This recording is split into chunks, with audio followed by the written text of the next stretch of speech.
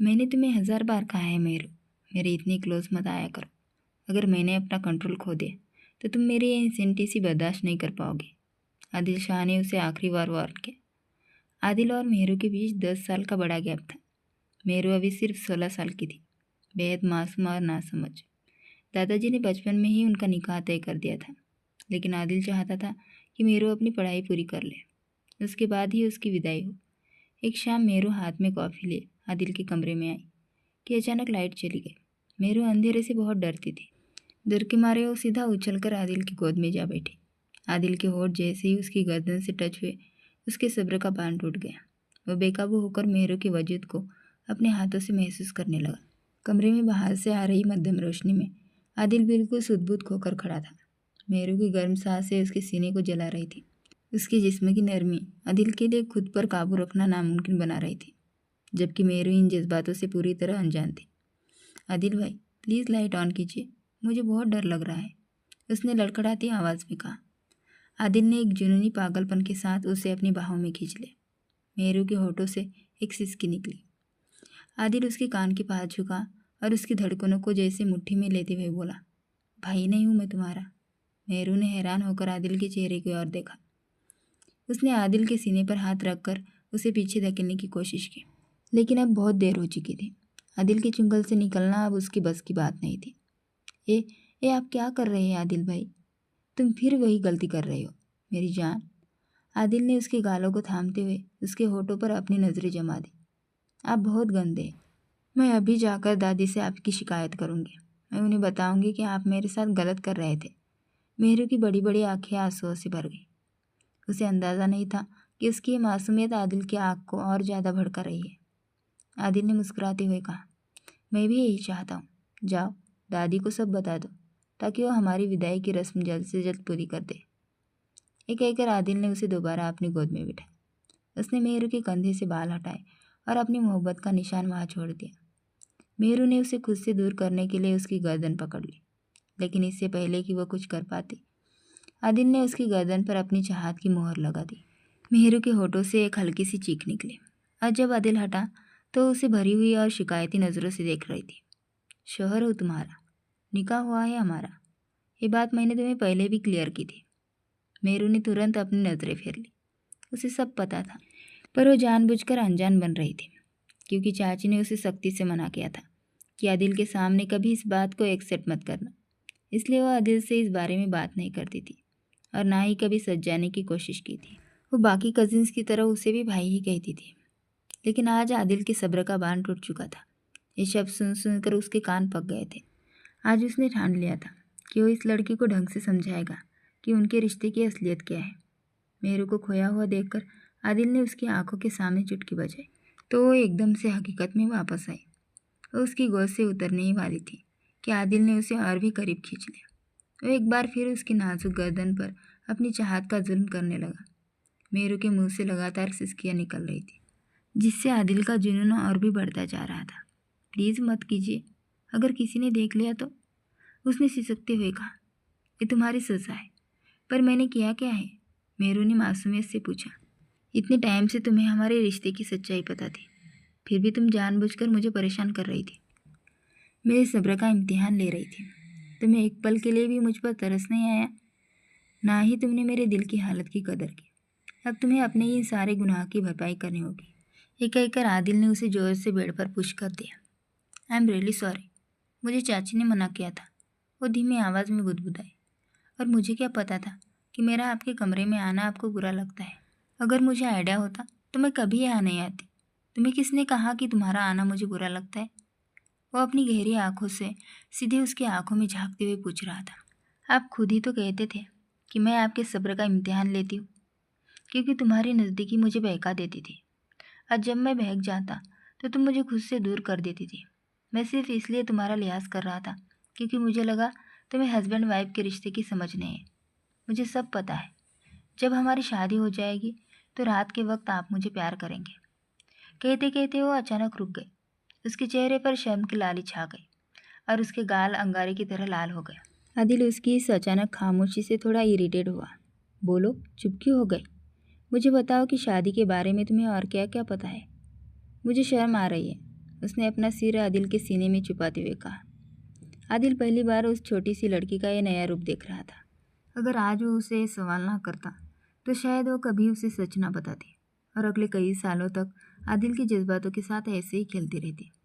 आदिल ने उसकी धड़कनों को अपने हाथों से हल्के से दबाया तो वो तड़प कर तेजी से नीचे की तरफ खिसक गई। प्लीज़ आप ये सब मत कीजिए, मुझे बहुत बेचैनी हो रही है। मुझे भी तो ऐसे ही बेचैनी होती थी जब तुम मेरे करीब आती थी और फिर अचानक दूर हो जाती थी। मुझे लगता था जैसे हमारे बीच सदियों का फासला हो। तुम सोच भी नहीं सकती कि तुमने मुझे कितना तड़पाया है। आदिल ने उसकी आंखों में देखते हुए कहा, अगर तुम चाहती हो कि मैं तुम्हें परेशान ना करूं और तुम्हें बेचैनी ना हो तो मुझे जल्दी बताओ कि शादी के बारे में तुम्हें और क्या पता है। मेरू ने हिचकिचाते हुए कहा, मेरी सहेलियों ने मुझे बस इतना ही बताया था कि आप मुझसे प्यार करेंगे, मुझे किस करेंगे और फिर 1 महीने बाद मैं प्रेग्नेंट हो जाऊंगी और मेरा बेबी हो जाएगा। ये कहकर वो खामोश हो गई और अपनी पलकें झपकाते हुए आदिल के चेहरे को देखने लगी। आदिल के लिए अब उसकी इस मासूमियत पर यकीन करना मुश्किल हो रहा था। उसने मेहरू के चेहरे पर उंगलियां फेरते हुए मधोश लहजे में पूछा, तुम मुझे बेवकूफ़ बना रही हो या अपनी मासूमियत से मुझे पागल करने की कोई नई ट्रिक आजमा रही हो? तुम्हें सच में लगता है कि सिर्फ एक किस करने से बच्चा हो जाता है? मेहरू ने मासूमियत से हाँ में सिर हिलाया। मूवीज़ में भी तो ऐसा ही होता है ना, हीरो हीरोइन को किस करता है, फिर वो एक दूसरे को हक करते हैं और सो जाते हैं और कुछ दिनों बाद हीरोइन प्रेग्नेंट हो जाती है। उसने बड़े जोश में जवाब दिया। वह आदिल की नज़दीकी से बुरी तरह बेचैन थी और किसी बेबस परिंदे की तरह फड़फड़ा रही थी। आज उसकी अपनी फीलिंग्स भी बहुत अलग थी, जैसा उसने पहले कभी महसूस नहीं किया था। आदिल उसकी बातें सुनकर काफ़ी इम्प्रेस हुआ। उसने उसकी छोटी सी नाक खींचते हुए कहा, आज तुम्हारी गलतफहमी मैं दूर कर दूंगा। क्या मतलब है आपका? मेहरू ने जैसे ही आदिल की नज़रें अपने होठों पर देखी, उसने फौरन अपने हाथों से अपने होठ छिपा लिए और ज़ोर ज़ोर से सिर हिलाने लगी। प्लीज़ प्लीज़ मुझे किस मत कीजिएगा। अगर मेरा बेबी हो गया तो मैं सबको क्या जवाब दूंगी? सबको पता चल जाएगा कि हमने किस किया था। आदिल ने उसके दोनों हाथ पकड़कर पीछे की तरफ धकेल दिए। इसी बीच लाइट आ गई और पूरा कमरा रोशनी से भर गया। अब वो मेहरू के चेहरे के हर एक्सप्रेशन को साफ देख सकता था, जहाँ डर और शर्म एक साथ झलक रहे थे। तुम 2 मिनट यही रुको, यहाँ से 1 इंच भी मत हिलना, वरना मैं बहुत बुरी तरह पेश आऊँगा। आदिल ने वार्निंग दी और दरवाजे की तरफ बढ़ा। जैसे ही उसने दरवाज़ा लॉक किया, मेहरू ने मौका पाकर वॉशरूम की तरफ दौड़ लगा दी, लेकिन आदिल उससे भी ज़्यादा फुर्तीला निकला। उसने वॉशरूम के दरवाजे के बीच अपना पैर अड़ाया और फौरन अंदर दाखिल हो गया। प्लीज़ मेरे पास मत आइए, मेहरू चिल्लाई थी। आज मैं तुम्हें बहुत कुछ समझाऊंगा और ये भी बताऊंगा कि मैं तुम्हारा शौहर हूँ और तुम पर मेरा पूरा हक है। आदिल ने उसकी आंखों में आंखें डालकर डराने वाले अंदाज में कहा। जो औरतें अपने शौहर को अपने करीब आने से रोकती हैं ना, खुदा उनसे नाराज़ हो जाते हैं। मुझे आप पर यकीन नहीं है, आप झूठ बोल रहे हैं। ये सब सिर्फ मुझे किस करने के लिए कर रहे हैं, है ना? मेहरू ने शक भरी नज़रों से कहा। आदिल ने अपनी मुस्कुराहट को बड़ी मुश्किल से कंट्रोल किया और उसे खींचकर अपने करीब कर लिया। वो अब शावर के नीचे खड़ी थी। आदिल की स्माइल और भी गहरी हो गई। अब इस तरह डरावने तरीके से मत मुस्कुराए, मुझे डर लग रहा है, उसने घबरा कर कहा। ठीक है मेरी जान, आदिल ने धीमे से कहा और शावर ऑन कर दिया। दोनों पानी में भीगने लगे। मेहरू की आंखें बार बार बंद हो रही थी और उसे सांस लेने में भी मुश्किल हो रही थी। आदिल ने इसी मौके का फ़ायदा उठाया और उसके होठों को अपनी गिरफ्त में ले लिया। थोड़ी देर बाद जब आदिल उससे अलग हुआ तो मेहरू अपने सीने पर हाथ रखकर पानी के नीचे से हटी और तेज़ तेज़ सांसें लेने लगी। उसकी हालत देखने लायक थी। आदिल उसे इस हाल में देखकर बहुत एंजॉय कर रहा था। ये आपने क्या कर दिया आदिल जी? उसने जिस लहजे में उसका नाम लिया, आदिल को लगा जैसे किसी ने उसके दिल को मुट्ठी में कस लिया हो। उसे अपना नाम पहले कभी इतना खूबसूरत नहीं लगा था। अभी तो मैंने कुछ किया ही नहीं है, आदिल की जान, ये कहकर उसने फिर से उसे अपने करीब खींच लिया। आदिल ने अपने हाथ उसके बालों में फंसाए और उसका चेहरा थोड़ा ऊपर उठाया। उनका हाइट डिफरेंस काफ़ी ज़्यादा था। मेहरू मुश्किल से उसके कंधों तक आती थी। आदिल ने फिर से उसके होठों को अपनी गिरफ्त में ले लिया और उन्हें चूमने लगा। इस दौरान आदिल के हाथ उसकी बॉडी पर मूव कर रहे थे। कभी वो उसकी धड़कनों को महसूस करता तो कभी उसकी कमर को कसकर पकड़ लेता। मेहरू पूरी तरह बेकाबू हो रही थी। उसकी हालत बिगड़ने लगी थी। जब आदिल दूसरी बार उससे अलग हुआ तो मेहरू ने आदिल की शर्ट को मजबूती से पकड़ रखा था और उसके गले लगी हुई थी। मुझे बहुत ज़्यादा बेचैनी हो रही है, उसने मासूमियत से कन्फेस किया। मुझे बताओ, क्या तुम्हें मज़ा आया? आदिल ने सवाल किया तो खामोशी से उसकी आंखों में देखने लगी और शर्मा कर अपनी गर्दन झुका ली। लेकिन आदिल जी, उसकी बड़ी बड़ी आंखें अचानक आंसुओं से भर गई। क्या हुआ? आदिल बेचैन होकर उसके आंसू पोंछने लगा। एक बहुत बड़ा प्रॉब्लम हो गया है। मैं सब घर वालों को क्या जवाब दूंगी? आदिल समझ गया कि वो किस प्रॉब्लम की बात कर रही है। उसने भी मासूम बनकर सिर झुकाया और बोला, हाँ, प्रॉब्लम तो बड़ी है, लेकिन इसका एक सॉल्यूशन है मेरे पास। सॉल्यूशन क्या है? प्लीज़ मुझे बताइए ना, मेरू ने बड़ी उम्मीद से पूछा। अगर तुम 1 महीने तक रोज़ रात को मेरे कमरे में आओगी और जैसा मैं कहूँगा वैसा करोगी तो तुम प्रेग्नेंट नहीं होगी। किसी को पता नहीं चलेगा कि मैंने तुम्हें किस किया है। बताओ, क्या तुम्हें मंजूर है? अगले 30 दिनों तक तुम्हें रोज़ मेरे पास आना होगा। ये सुनकर मेहरू और भी परेशान हो गई। नहीं, मैं ऐसा नहीं कर सकती। आप बहुत बुरे हैं। क्या कहा तुमने? दोबारा कहना। आदिल ने उसे गुस्से से घूरा। मेरू फौरन पलट गई। मैं तो कुछ नहीं कह रही थी। मैं तो बस मजाक कर रही थी। आप जैसा कहेंगे वैसा ही होगा। मैं रोज़ आपके पास आ जाया करूँगी, लेकिन आप प्रॉमिस करें कि आप मुझे प्रेग्नेंट नहीं करेंगे। मेरू ने एक एक शब्द पर जोर देते हुए कहा। आदिल ने मुस्कुराते हुए जवाब दिया, हाँ मेरी जान, जब तक हमारी सुहागरात नहीं हो जाती तब तक मैं तुम्हें प्रेग्नेंट नहीं करूँगा। लेकिन उस रात तुम्हारा कोई बहाना नहीं चलेगा, समझी? उसने हल्के से उसके गाल थपथपाए। जी, समझ गए। मेहरू ने मासूमियत से सिर हिलाया। चलो अब आओ और मेरे पास लेटो। आदिल ने अपना अगला हुक्म सुनाया। मेरू फिर से परेशान हो गई। मुझे अपने रूम में जाना है।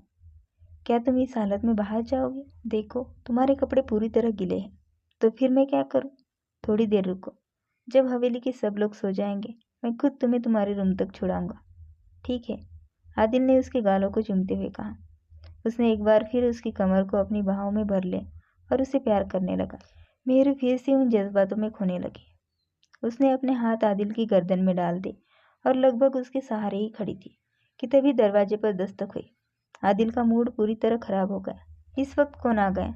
उसने गुस्से में दरवाजे की तरफ देखा। मेहरू डर के मारे आदिल के पीछे छिप गई और उसकी शर्ट कसकर पकड़ ली।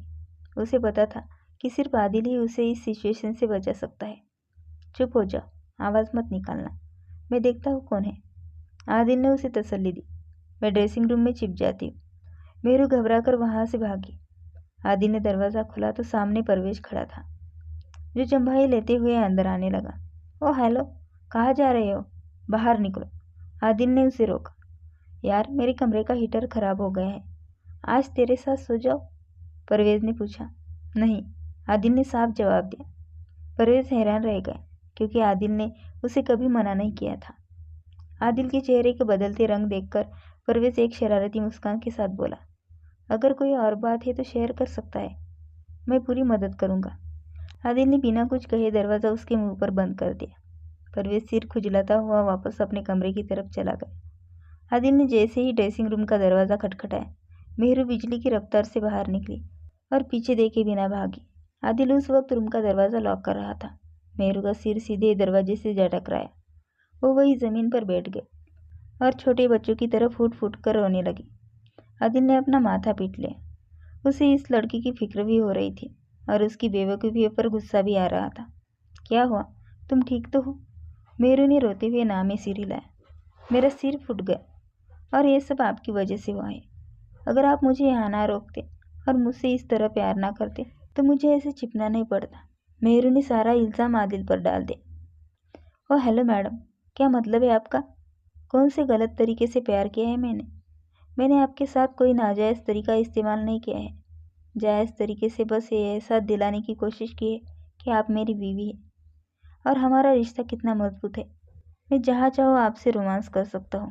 ये कहकर आदिल फिर से उसके करीब आया और उसकी धड़कनों के साथ शरारत करने लगा। मेरू उसकी इस गुस्ताखी पर पूरी तरह काँप उठी। प्लीज़ मुझे जाने दीजिए, उसने मिन्नत की। आदिल खामोशी से उसके चेहरे के बदलते एक्सप्रेशन को देख रहा था। ठीक है, लेकिन तुम्हें अगले 30 दिनों तक लगातार मेरे पास आना होगा। अगर नहीं आओगी तो उसी दिन प्रेग्नेंट हो जाओगी। और खबरदार, जो तुमने गूगल या यूट्यूब पर जाकर इस बारे में कुछ भी सर्च करने की कोशिश की। मैं तुम्हारा शौहर होने के नाते तुम्हें मना कर रहा हूँ। तुम्हारी नन्ही सी जान है, तुम डर जाओगी। वो सारी चीज़ें मैं तुम्हें प्यार से एक एक करके खुद समझाऊंगा, समझी? जी। उसके गले से एक बहुत धीमी आवाज़ निकली और वो तेज़ी से कमरे से बाहर भाग गई। उसके जाने के बाद आदिल दीवार का सहारा लेकर खुलकर मुस्कुराया। मेरी प्यारी बुलबुल। उसने अपना सिर झटका। सीने की आग अब काफ़ी हद तक शांत हो चुकी थी। वो बालकनी में जाकर खड़ा हुआ और सिगरेट सुलगा ली। ये लड़की उसे जान से भी प्यारी थी। बचपन से ही वो उससे प्यार करता था। उसे याद था कि उसने मेहरू के 18 साल के होने का कितना बेसब्री से इंतज़ार किया है। लेकिन अब सब्र का बांध टूटने लगा था। वो 16 साल की हो चुकी थी और उस पर जवानी पूरी तरह बरस रही थी। उसका भरा पूरा जिस्म और खूबसूरत नयन नक्श किसी को भी मदहोश कर सकते थे। वो जब भी आदिल के आसपास होती, उसका खून जोश मारने लगता। उसका बस नहीं चलता था कि उसे अपनी बाहों में भर ले और दुनिया भूल जाए। वो सिर्फ उसके 18 साल के होने का इंतज़ार कर रहा था, पर शायद किस्मत को कुछ और ही मंजूर था। मेरू अनजाने में ही उसके इतने करीब आ जाती थी कि आदिल का खुद पर कंट्रोल नहीं रहता था। आज भी वही हुआ। जब वो कमरे में आई और लाइट चली गई, मेहरू की चीख और उसका आदिल के गले लग जाना, यही वो पल था जब आदिल का कंट्रोल टूट गया। वो उसकी बीवी थी, उसके निकाह में थी, उसके लिए जायज़ थी। बस यही सोच उसके लिए काफ़ी थी। उसने सब भुलाकर उसे जी भरकर प्यार किया और उसे एहसास करा दिया कि वो पूरी की पूरी आदिल की है। उधर मेहरू जब अपने कमरे में पहुंची तो उसकी सांसें अभी भी उखड़ी हुई थी। काफ़ी देर तक वो आईने के सामने खड़ी अपने भीगे वजूद को देखती रही। उसे खुद से शर्म महसूस होने लगी थी। जहाँ जहाँ आदिल ने उसे छुआ था, वो उन जगहों पर प्यार से सहला रही थी। दिल की हालत अजीब थी और उसका वजूद फिर से उसी शख्स की तलब करने लगा था जिसने अभी उसके पूरे वजूद पर अपने नाम की छाप छोड़ी थी, आदिल शाह। उसके होठ धीरे से फड़फड़ाए। आपको मेरे साथ ये सब नहीं करना चाहिए था। वो बेचैन होकर बेड पर बैठ गई, लेकिन अचानक उसे याद आया कि रात के 11 बजे अम्मी उसके कमरे में चेक करने आती है कि वो सोई है या नहीं। उसे आदिल के कमरे में ही 11 हो गए थे। उसने जल्दी से कपड़े चेंज किए, लाइट बंद किया और चादर ओढ़कर लेट गई। ठीक उसी वक्त दरवाज़ा खुला और नफीसा बेगम अंदर आई। उन्होंने रूटीन के मुताबिक मेहरू का नाम पुकारा, लेकिन जब कोई जवाब नहीं मिला तो वो चुपचाप से बाहर चली गई। हवेली के कायदे कानून बहुत सख्त थे, खासकर लड़कियों के मामले में कोई लापरवाही बर्दाश्त नहीं की जाती थी। ये पहली बार था जब मेहरू जाग रही थी, पर सोने का नाटक कर रही थी। उसका दिल इतनी ज़ोर से धड़क रहा था कि सांसें फूल रही थी। सोने की कोशिश में भी आदिल का चेहरा उसकी आंखों के सामने घूम रहा था। दिल में बस एक ही डर बैठा था, अगर मैं प्रेग्नेंट हो गई तो सब खत्म हो जाएगा। वो दुआएं मांग रही थी कि ऐसा कुछ ना हो। साथ ही वो ये सोचकर भी हैरान थी कि आदिल के पास ऐसी कौन सी दवा या चीज़ होगी जिससे प्रेगनेंसी रुक सकती है। इसी कश्मकश में उसकी कब आँख लग गई, उसे पता ही नहीं चला। अगली सुबह जब धूप उसके चेहरे पर पड़ी तो उसकी नींद खुली। अचानक उसे याद आया कि आज उसका एक बहुत इम्पोर्टेंट टेस्ट था जो मिस हो गया था, पर उसने खुदा का शुक्र अदा किया क्योंकि उसकी तैयारी बिल्कुल नहीं थी। असल में वो रोज़ रात 8 बजे पढ़ाई करती थी, लेकिन कल रात वो आदिल के कमरे में थी। एक और अनोखी बात यह थी कि आदिल ही उसका टीचर था जो रोज़ शाम 5 बजे उसे पढ़ाने आता था। जैसे ही वो नाश्ते की टेबल पर पहुंची, आदिल की भारी आवाज़ उसके कानों से टकराई। वो सबको सलाम करता हुआ मेहरू के ठीक सामने वाली कुर्सी खींचकर बैठ गया। मेहरू ने शर्म के मारे तुरंत नजरें झुका दी। उसकी पलकें काँप रही थी। आदिल ने जब उसकी ये हालत देखी तो वो मन ही मन मुस्कुराया। वो यही तो चाहता था कि मेहरू उसे देखकर वैसे ही बेचैन हो जाए जैसे वो खुद होता है। मेहरू, ज़रा वो जैम पकड़ना, आदिल ने कहा। आदिल की आवाज़ सुनते ही मेहरू का दिल 120 की रफ्तार से भागने लगा। घबराहट में उसने जैम के बजाय जूस का गिलास आदिल की तरफ बढ़ा दिया। टेबल पर बैठे सब लोग हैरानी से उसे देखने लगे। क्या हुआ तुम्हें? रात को सोई नहीं क्या? तुम्हारा मोबाइल तो मेरे पास ही था। नफीसा बेगम ने फौरन उसे टोका। उन्हें लगा कि शायद नींद पूरी न होने की वजह से ही वो ऐसी हरकतें कर रही है। मेरू ने हड़बड़ाकर कहा, अम्मी, मैं कसम खाती हूँ, मैं कल जल्दी सो गई थी। खुद को बचाने के चक्कर में उसने झूठी कसम भी खा ली, पर दिल ही दिल में खुद को तसल्ली दी कि कौन सा उसने मोबाइल चलाया था। वो तो एक अलग ही सीन था जिसकी वजह से उसकी नींद उड़ी थी, और उस सीन के बारे में वो फिलहाल किसी को कुछ बता भी नहीं सकती थी। आदिल ने खुद आगे बढ़कर जैम उठा लिया। अब टेबल के नीचे उसके पैर मेहरू के पैरों को टच कर रहे थे। मेहरू बार बार अपनी पोजीशन बदल रही थी क्योंकि उसके दिल की हालत बिगड़ने लगी थी। एक अजीब सा नशा उसके जहन पर छाने लगा था और उसे उस शख्स की तलब महसूस हो रही थी जो कल रात उसकी चाहत में पागल हो रहा था। अम्मी, मेरा पेट भर गया, मैं अपने रूम में जा रही हूँ, उसने अचानक उठते हुए कहा। तो जाओ, इसमें इतना परेशान होने वाली क्या बात है? नफीसा बेगम ने उसे गौर से देखते हुए पूछा। नहीं, मैं परेशान नहीं हूँ। ठीक है, मैं जा रही हूँ। तभी आदिल की आवाज़ आई। आज शाम 6 बजे मेरे कमरे में आ जाना, ऑफिस से थोड़ा लेट हो जाऊंगा। कमरे में जाने की क्या ज़रूरत है? तुम उसे ड्राइंग रूम में ही पढ़ाया करो, दादी ने फौरन रोकते हुए अपनी राय दी। दादी, वो ड्राइंग रूम नहीं, स्टडी रूम होता है। ठीक है, मैं वही पढ़ा लूँगा, कोई प्रॉब्लम नहीं, आदिल ने कंधे उचकाते हुए बड़े कुल अंदाज में कहा। उसे ना तो गुस्सा आता था और ना ही वो कभी कंफ्यूज होता था। मेहरू दिल ही दिल में उसकी एक्टिंग देखकर हैरान थे। इतनी अच्छी लाइफ चल रही थी, पता नहीं क्यों कल रात मैं उनके कमरे में गई।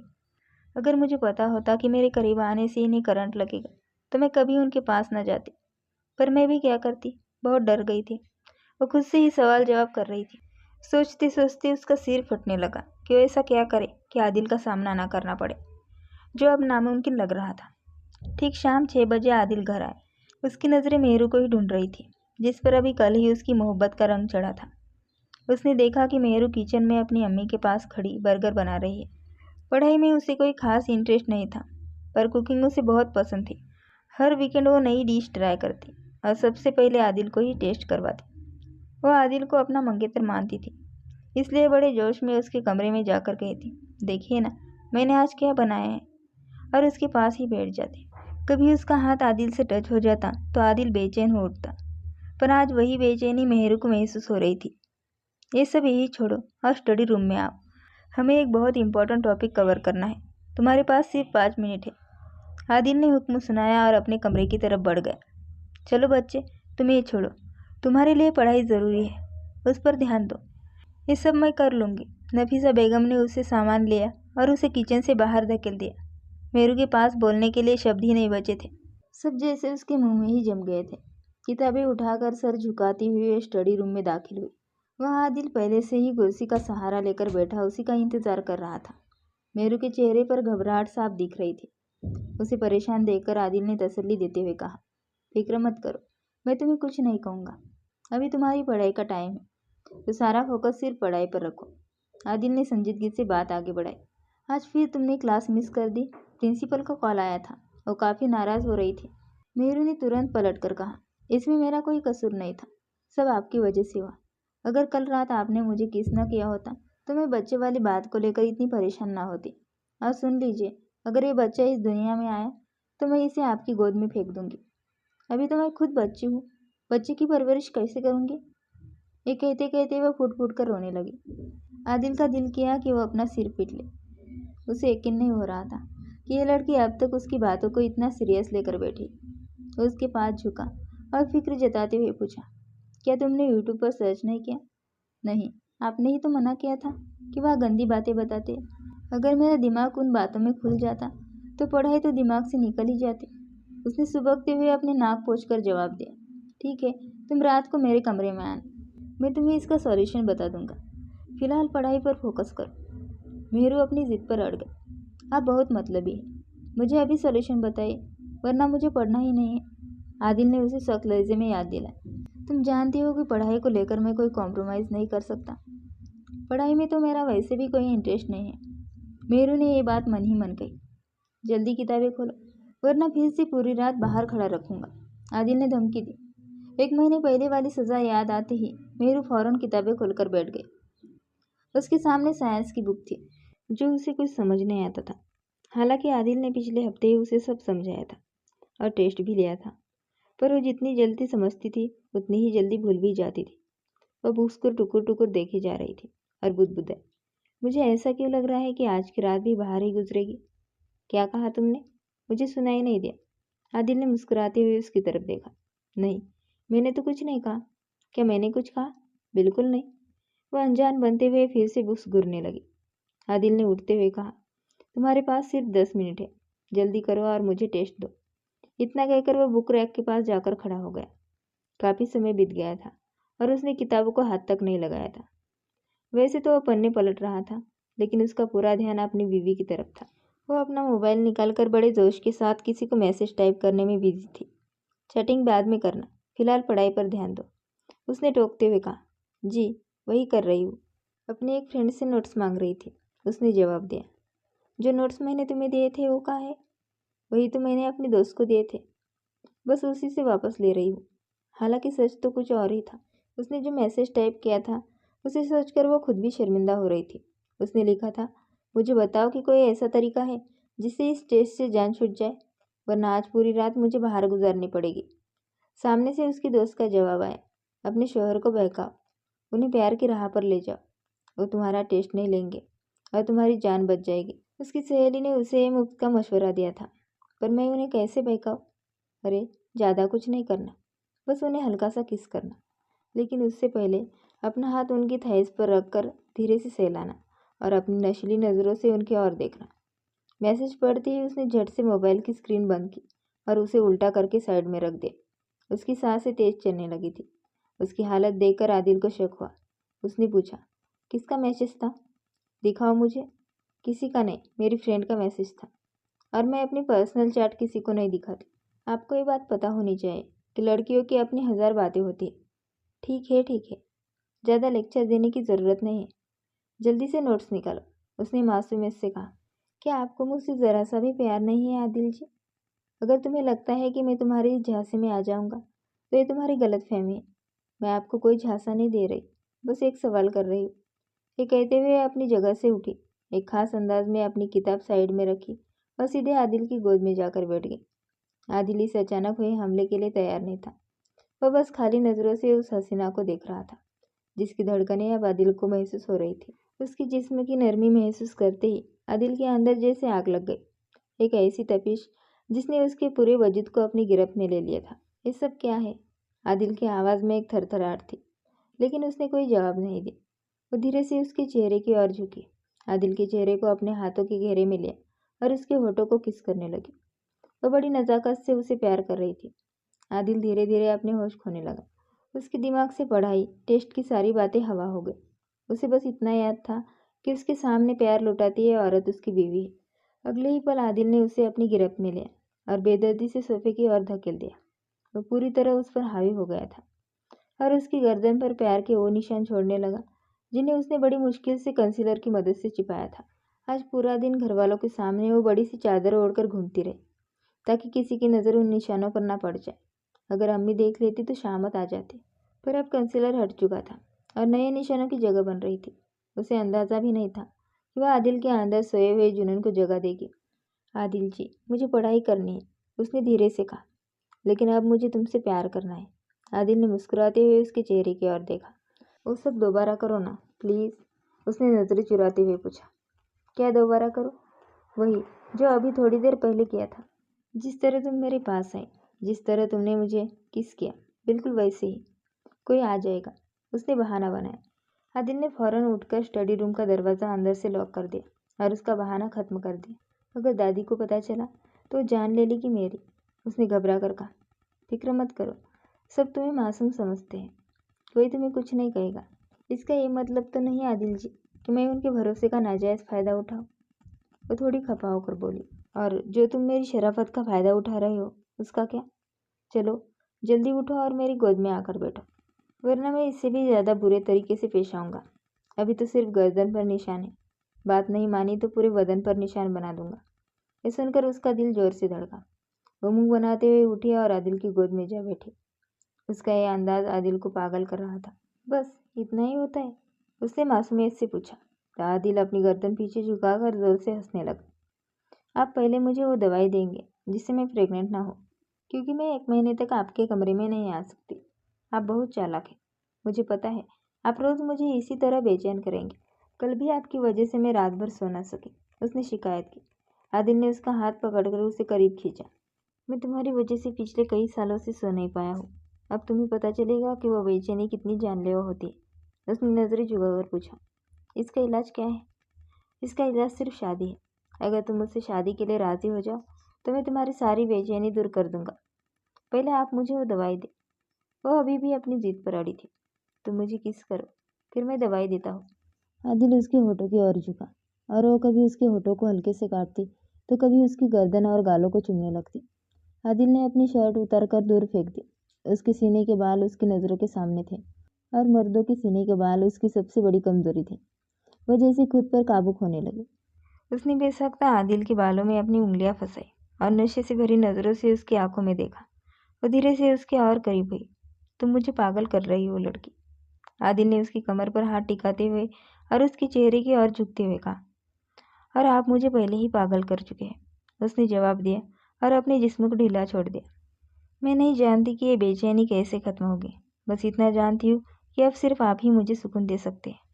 एक पल के लिए आदिल को लगा कि उसने इस नन्ही जान पर बहुत बड़ा सितम कर दिया है। उसे लगा कि उसे उसकी मासूमियत नहीं छीननी चाहिए थी, मगर वो क्या करता। वो खुद भी तो उसे पाने के लिए मचल रहा था। अब और इंतज़ार करना उसके बस में नहीं था। आप खामोश क्यों है? कुछ बोलिए ना। तुम यहाँ आओ, मैं तुम्हें सब समझाता हूँ। उसके होठों पर अपनी मोहब्बत लुटाने के बाद आदिल ने उसे बड़े प्यार से अपने पास बिठाया। देखो, किस करने से कोई प्रेग्नेंट नहीं होता और ना ही बच्चा होता है।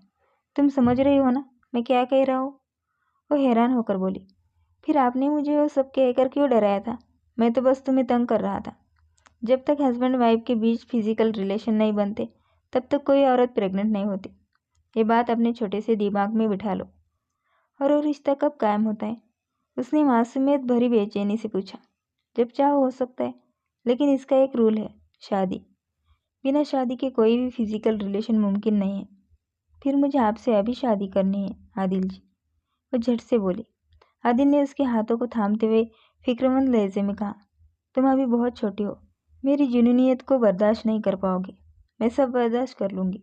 आप अभी मुझे ठीक से जानते नहीं हैं, उसने पूरे कॉन्फिडेंस के साथ कहा। ठीक है, बस सिर्फ एक शर्त पर, अगर तुम HSC अच्छे नंबरों से पास करोगे। ये तो आप मेरे साथ सरासर गलत कर रहे हैं। मुझे पढ़ने का बिल्कुल शौक नहीं है। ये कहते हुए उसकी गोद से उतरने लगे, लेकिन आदिल ने फिर से उसे खींचकर अपने पास बिठा लिया। पढ़ना तो तुम्हें पड़ेगा ही, और आज जिस तरह तुमने मुझे बहकाने की कोशिश की है, दोबारा ऐसा मत करना, क्योंकि अब मैं तुम्हारी चालाकियों को जान गया हूँ। हाँ हाँ, मैं समझ गई।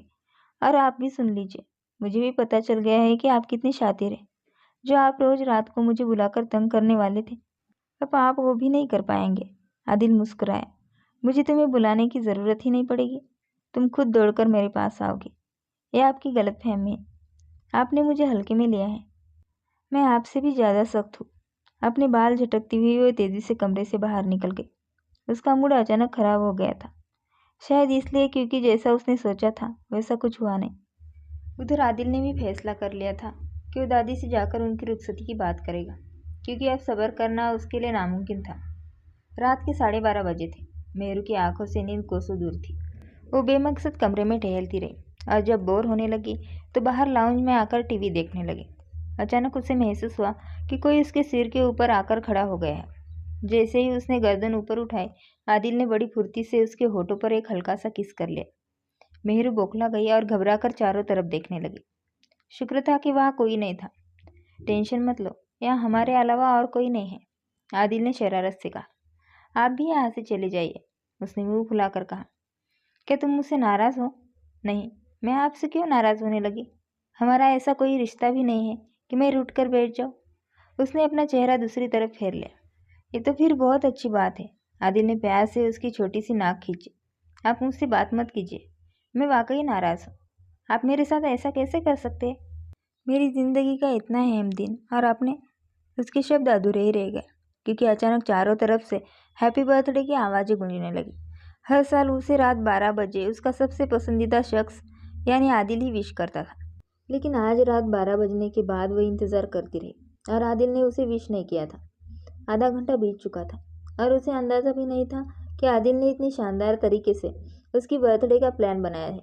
शायद हवेली के इतिहास में यह पहली बार था जब किसी का बर्थडे इतनी धूमधाम से मनाया जा रहा था। दादी और बाकी सभी घरवाले भी वहाँ मौजूद थे। नफीसा बेगम ने अपनी बेटी को सीने से लगा लिया और ढेरों दुआएं दी। मेरू ही उनकी पूरी दुनिया थी। सालों पहले एक हादसे में उनके शौहर का इंतकाल हुआ था। उनके जाने के बाद उन्होंने मेहरू की खातिर दूसरी शादी नहीं की और अपनी पूरी ज़िंदगी उसके नाम कर दी।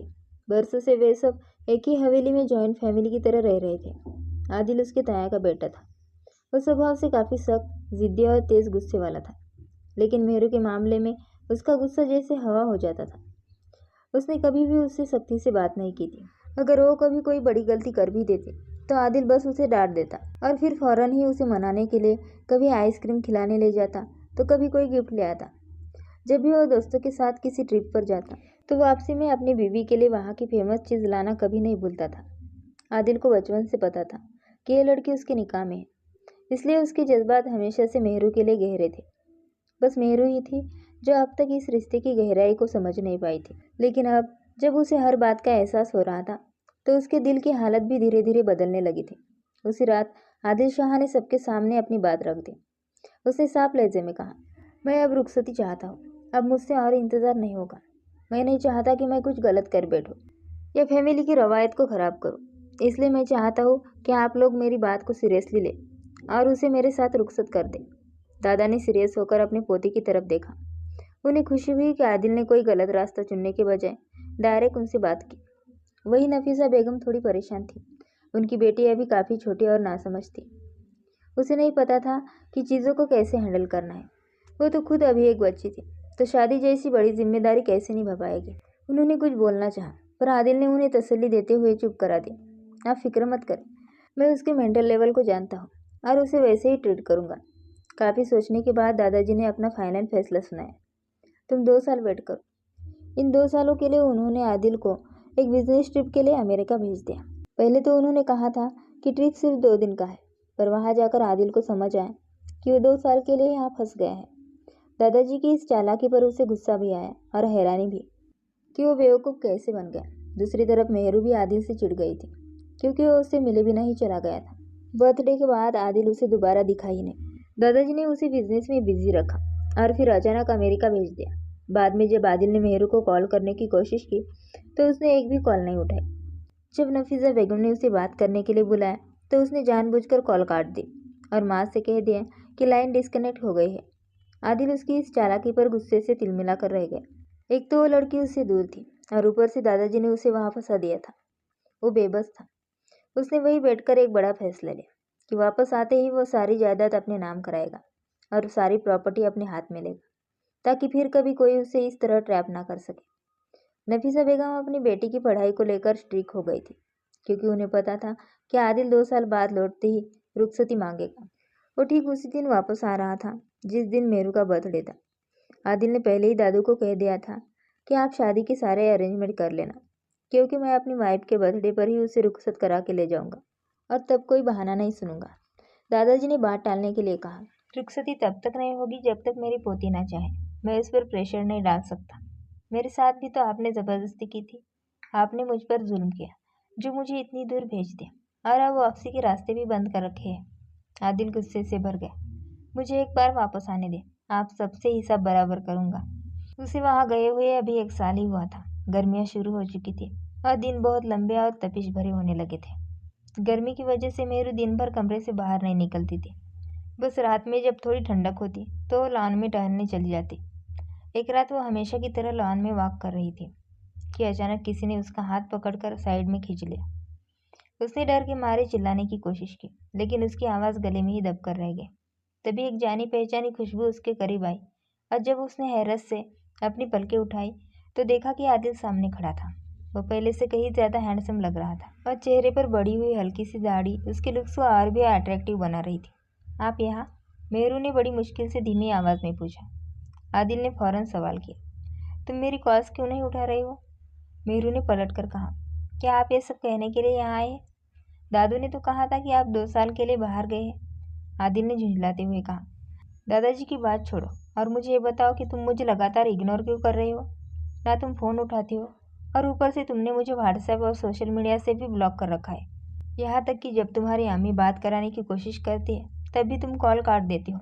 आदिल गुस्से से भरा हुआ था, लेकिन मेहरू ने भी अपनी भड़ास निकाल दी। आपने भी तो मेरे साथ गलत किया था। पहले अपने मतलब के लिए मुझे यूज़ किया और फिर अचानक गायब हो गए। आप सोच भी नहीं सकते कि मुझे कितना बुरा लगा। उसकी आंखें आंसुओं से भर गई। आदिल को धक्का लगा और वो सदमे में बोला, ये तुम क्या कह रही हो? तुम्हें सच में लगता है कि मैं तुम्हारे साथ ऐसा कर सकता हूँ? मेहरू ने रोते हुए कहा, आपने यही तो किया है। जब आपको ज़रूरत थी तो मेरे आगे पीछे घूमते थे और फिर एकदम से मुझे छोड़कर चले गए।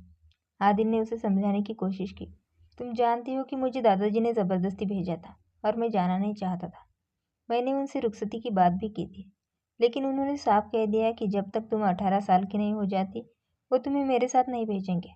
अब बताओ मैं क्या करता? तो फिर आप मेरे 18 साल के होने का इंतज़ार करें। तब तक ना मेरे करीब आए और ना ही मुझे हाथ लगाए। अभी भी दूर होकर बात करें, वरना मैं चीख कर दादू को बुला लूँगी और फिर आपकी सज़ा डबल हो जाएगी। आदिल ने मुस्कुराते हुए पूछा, क्या तुम मुझे धमकी दे रही हो? मेहरू ने जवाब दिया, नहीं, मैं बस आपको सच बता रही हूँ। आदिल ने जाते जाते कहा, ठीक है, मेरी आखिरी बात सुन लो। मैं तुमसे बेतहाशा प्यार करता हूँ और निकाह सिर्फ तुमसे ही करूँगा। खुद को तैयार रखना, क्योंकि इस बार तुम्हें मुझसे भागने का कोई मौका नहीं मिलेगा। अपना ख्याल रखना प्यारी लड़की। तुम्हें देखकर दिल को ठंडक मिल गई। उसके गालों को हल्के से खींचकर वो खामोशी से चला गया। मेहरू काफ़ी देर तक उसे जाते हुए देखती रही और फिर कमरे में जाकर खूब रोई। उसे एहसास हो गया था कि वो भी आदिल से मोहब्बत करने लगी है। उसने कैलेंडर देखा तो पता चला कि उसके बर्थडे में अभी 3 दिन बाकी है और वो बर्थडे मनाए बिना ही चला गया था। लेकिन आदिल उसका बर्थडे भूला नहीं था। उसने मेहरू के लिए ढेर सारे गिफ्ट भेजे और साथ में एक वीडियो रिकॉर्डिंग भी भेजी जिसमें उसने अपने दिल की बात कही थी। मेहरू कई दिनों तक उस वीडियो को बार बार देखती रही, लेकिन जब आदिल का कॉल आया तो उसने बड़े एहसान जताने वाले अंदाज में कहा, मैंने वो वीडियो बस एक बार सरसरी सी देखी है, अच्छी थी। आदिल फीकी मुस्कान के साथ बोला, ठीक है मेरी जान, जितना तंग करना है कर लो, क्योंकि इसके बाद तंग करने की बारी मेरी होगी। मैं आपको मौका ही नहीं दूंगी। मुझे अभी रुखसती ही नहीं करनी। जब तक मैं 24 साल की नहीं हो जाती तब तक तो आप भूल ही जाइए। मतलब तुम चाहती हो कि मैं बुढ़ा हो जाऊँ? ऐसा तो मैं कभी नहीं होने दूंगा। जब से मेहरू ने आदिल को अनब्लॉक किया था, हर 2-3 दिन में उनकी हल्की फुल्की नोकझोंक होती रहती थी, जिसे दोनों काफ़ी इंजॉय करते थे।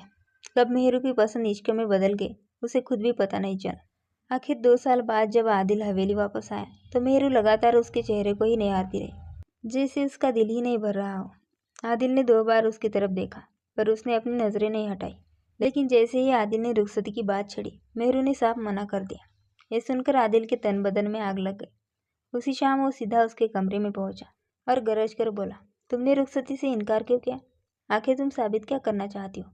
मेरी मर्जी, मेहरू ने बेपरवाही से कहा। हर बार तुम्हारी मर्जी नहीं चलेगी। अभी और इसी वक्त दादाजी को जाकर हाँ करो। और अगर मैंने ऐसा नहीं किया तो क्या आप मेरे साथ ज़बरदस्ती करेंगे? आदिल ने बेबसी से मेहरू के चेहरे को देखा और अपना गुस्सा दीवार पर मुक्का मार कर निकाला। यही तो प्रॉब्लम है कि मैं तुम्हारे साथ ज़बरदस्ती नहीं कर सकता। अगर तुम्हारे साथ कुछ गलत किया तो कभी खुद से नज़रें नहीं मिला पाऊंगा। इतना कहकर वो लंबे लंबे कदम भरता हुआ कमरे से बाहर निकल गया। 2 दिन बाद उसे खबर मिली कि मैडम ने एहसान जताते हुए शादी के लिए हाँ कर दी है। तकरीबन 1 महीने बाद दोनों की धूमधाम से शादी हुई। इन 2 सालों में मेहरू भी हर वक्त आदिल के बारे में ही सोचती रहती थी। यहाँ तक कि दादी से भी उसी के बारे में बातें करती थी। उसके दिल में आदिल की मोहब्बत की जड़ें बहुत गहरी हो चुकी थी। सुहागरात पर मेहरू खुद को बहुत स्ट्रांग बनाकर कमरे में आई थी, लेकिन आदिल के सामने आते ही उसकी सारी हिम्मत जवाब दी गई। वो फिर से वही डरी सहमी मेहरू बन गई, जो आदिल की जुनूनियत और नज़दीकी के ख्याल से ही कांपने लगती थी। आदिल ने जब उसे इस तरह सहमा हुआ देखा तो मन ही मन उसकी नज़र उतारी। आज मेहरू के रूप में एक अलग ही निखार था। सबसे बड़ी बात यह थी कि अब वो 18 साल की हो चुकी थी और कानूनी तौर पर भी शादी के काबिल थी। आज आदिल जी खोलकर उस पर अपना प्यार लुटा सकता था और उसे कोई पछतावा भी नहीं था। उसने ये 2 साल बहुत मुश्किल से काटे थे, पर अब सब्र का फल उसके सामने था। क्या मुझे इजाज़त है? आदिल ने उसकी आंखों में देखते हुए पूछा। अगर मैं इनकार करूँ तो आपका हुक्म सर आंखों पर, आदिल ने नरमी से कहा। आदिल की यही बात तो उसे सबसे अच्छी लगती थी। वह आगे बढ़कर आदिल के गले लग गई। आदिल को अपना जवाब मिल चुका था। उसने मेहरू को अपने बाहों में कस लिया। खिड़की के बाहर चमकता चांद भी उनके इस मिलन पर मुस्कुरा रहा था। प्यार में पाने की जिद से कहीं ज़्यादा कीमती उसे संभालने का सलीका होता है। सब्र जितना लंबा और गहरा होता है, मिलन का एहसास उतना ही मुकम्मल और खूबसूरत होता है। उम्मीद है कि आदिल और मेहरू की ये प्यारी सी लव स्टोरी आपके चेहरे पर एक मुस्कुराहट लेकर आई होगी। अगर आपको ये वीडियो पसंद आए तो इसे अपने किसी खास इंसान के साथ शेयर ज़रूर करें। नई कहानियों के सफ़र से जुड़े रहने के लिए इस चैनल को सब्सक्राइब करें और बेल आइकन ज़रूर दबाएं। फिर मिलेंगे एक नई कहानी के साथ। शुक्रिया।